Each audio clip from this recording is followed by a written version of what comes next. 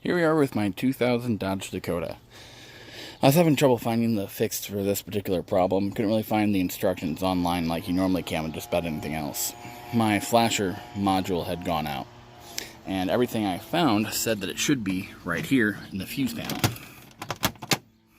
However, none of those are flashers. And the space where you think you might be able to fit one, that's a dead space, doesn't go anywhere. However, this little panel back here you see, that's dead space, that's actually where the flasher goes, but it doesn't go on the front side.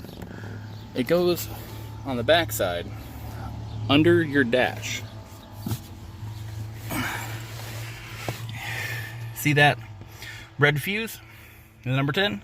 That's the fuse for the flasher module, and right above it, little black box. That's the flasher module. Straight from the factory, they're actually green.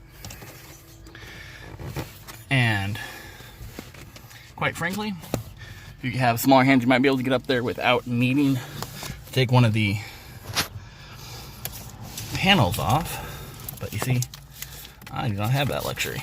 Now, see, I'm now touching the flasher module with my index finger, so you can get to it and pull it out without moving anything besides the panel.